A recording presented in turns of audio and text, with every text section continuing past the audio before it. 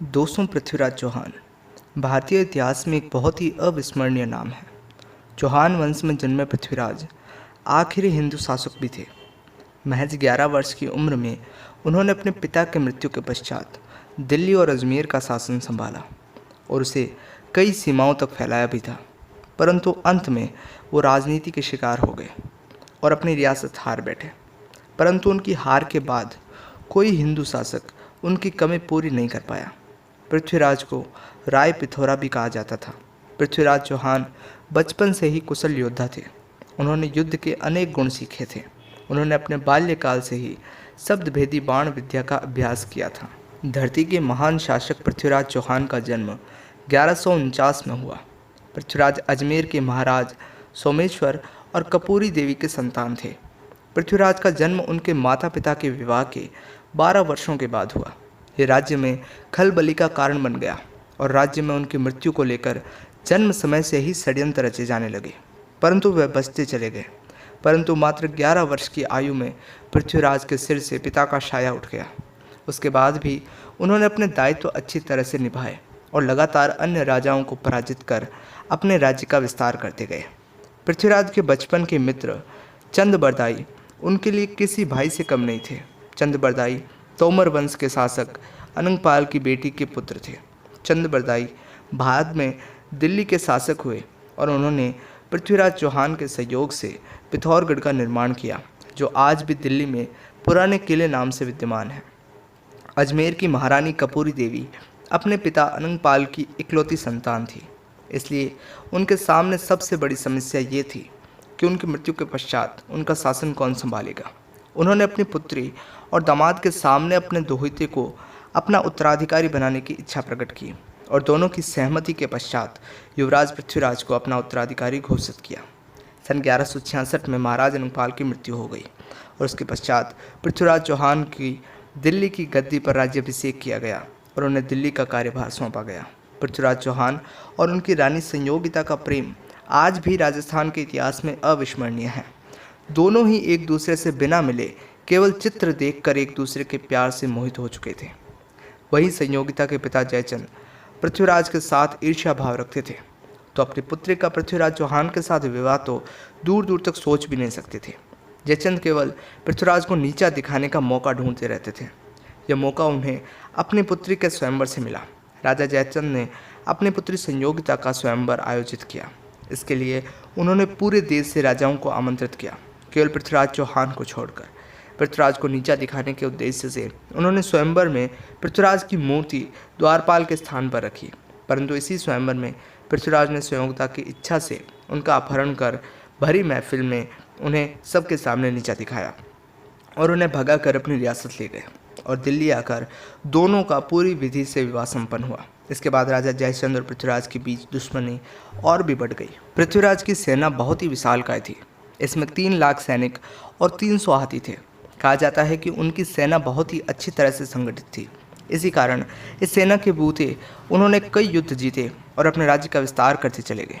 परंतु अंत में कुशल घुड़सवारों की कमी और जयचंद की गद्दारी और अन्य राजपूत राजाओं के सहयोग के अभाव में वे मोहम्मद गौरी से द्वितीय युद्ध हार गए। अपने राज्य के विस्तार को लेकर पृथ्वीराज चौहान हमेशा सजग रहते थे और इस बार अपने विस्तार के लिए उन्होंने पंजाब को चुना था। इस समय संपूर्ण पंजाब पर मोहम्मद साबुद्दीन गौरी का शासन था। वह पंजाब के ही भटिंडा से अपने राज्य का शासन चलाता था। गौरी से युद्ध किए बिना पंजाब पर शासन नामुमकिन था, तो इसी उद्देश्य से पृथ्वीराज ने अपनी विशाल सेना को लेकर गौरी पर आक्रमण कर दिया। अपने इस युद्ध से पृथ्वीराज ने सर्वप्रथम हांसी, सरस्वती और सरहिंद पर अपना अधिकार किया, परंतु इसी बीच अनहिलवाड़ा में विद्रोह हुआ और पृथ्वीराज को वहां से जाना पड़ा और उनकी सेना ने अपनी कमान खो दी। सरहिंद का किला फिर खो दिया। अब जब पृथ्वीराज अनहिलवाड़ा से वापस लौटे, उन्होंने दुश्मनों के छक्के छुड़ा दिए। युद्ध में केवल वही सैनिक बचे जो मैदान से भाग खड़े हुए। इस युद्ध में मोहम्मद गौरी भी अधमरे से हो गए थे, परंतु उनके एक सैनिक ने उनकी हालत का अंदाज़ा लगाते हुए उन्हें घोड़े पर डालकर अपने महल ले गया और उनका उपचार कराया। इस तरह यह युद्ध परिणामहीन रहा। यह युद्ध सरहिंद किले के पास तराइन नामक स्थान पर हुआ था, इसलिए इसे तराइन का युद्ध भी कहते हैं। इस युद्ध में पृथ्वीराज ने लगभग 7 करोड़ रुपए की संपदा अर्जित की, जिसे उसने अपने सैनिकों में बांट दिया। अपनी पुत्री संयोगिता के अपहरण के बाद राजा जयचंद्र के मन में पृथ्वीराज के लिए कटुता बढ़ती चली गई तथा उसने पृथ्वीराज को अपना दुश्मन बना लिया। वो पृथ्वीराज के खिलाफ अन्य राजपूत राजाओं को भी भड़काने लगा। जब उसे मोहम्मद गौरी और पृथ्वीराज के युद्ध के बारे में पता चला तो पृथ्वीराज के खिलाफ मोहम्मद गौरी के साथ खड़ा हो गया। दोनों ने मिलकर 2 साल बाद सन 1192 में पुनः पृथ्वीराज चौहान पर आक्रमण किया। यह युद्ध भी तराई के मैदान में हुआ था। इस युद्ध के समय जब पृथ्वीराज के मित्र चंद्रबरदाई ने अन्य राजपूत राजाओं से मदद मांगी तो संयोगिता के स्वयंवर में हुई घटना के कारण उन्होंने भी उनकी मदद करने से इनकार कर दिया।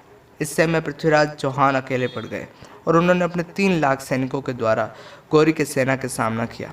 क्योंकि गौरी की सेना में अच्छे घुड़सवार थे, उन्होंने पृथ्वीराज की सेना को चारों ओर से घेर लिया। ऐसे में वह न आगे बढ़ पाए न ही पीछे हट पाए और जयचंद के गद्दार सैनिकों ने राजपूत सैनिकों का ही संहार कर दिया। पृथ्वीराज की हार हुई। युद्ध के बाद पृथ्वीराज और उनके मित्र चंद्रबरदाई को बंदी बना लिया गया। राजा जयचंद्र को भी उसकी गद्दारी का परिणाम मिला और उसे भी मार डाला गया। अब पूरे पंजाब, दिल्ली, अजमेर और कन्नौज में गौरी का शासन था। इसके बाद में कोई राजपूत शासक भारत में अपना राज लाकर अपनी वीरता साबित नहीं कर पाया। मोहम्मद गौरी से युद्ध के पश्चात पृथ्वीराज को बंदी बनाकर उनके राज्य ले जाया गया। वहाँ उन्हें यातनाएं भी दी गई तथा पृथ्वीराज की आंखों को लोहे की गर्म सलाखों द्वारा जलाया गया। इससे वे अपनी आंखों की रोशनी खो बैठे। जब पृथ्वीराज ने उनकी मृत्यु के पहले आखिरी इच्छा पूछी गई तो उन्होंने भरी सभा में अपने मित्र चंद्रबरदाई के शब्दों पर शब्दभेदी बाण का उपयोग करने की इच्छा प्रकट की और इसी प्रकार चंद्रबरदाई द्वारा बोले गए दोहे का प्रयोग करते हुए उन्होंने गौरी की हत्या भरी सभा में कर दी। इसके पश्चात अपनी दुर्गति से बचने के लिए दोनों ने एक दूसरे की जीवन लीला भी समाप्त कर दी और जब संयोगिता ने यह खबर सुनी तो उसने भी अपना जीवन समाप्त कर लिया। पृथ्वीराज चौहान एक बहुत ही भव्य शासक थे। इसी के साथ ही आपको चंद्रबरदाई द्वारा पृथ्वीराज चौहान को संकेत रूप में कहा गया वो दोहा भी सुनाई देते हैं। उसने कहा था कि 4 बांस 24 गज अंगुल अष्ट प्रमाण ताऊ पर सुल्तान है मत चूके चौहान। ये दोहा सुनते ही पृथ्वीराज चौहान ने बाण चलाया और सीधा मोहम्मद गौरी के जाते हुए लगा। वीडियो पसंद आई हो तो इसको लाइक ज़रूर कीजिएगा और उनके साथ शेयर कीजिए और कौन से टाइप के आपको वीडियोस देखने हैं वो हमें कमेंट में बताइए। ऐसे ही वीडियोस देखते रहने के लिए MSP क्रिएटर्स हब को अभी सब्सक्राइब कीजिए।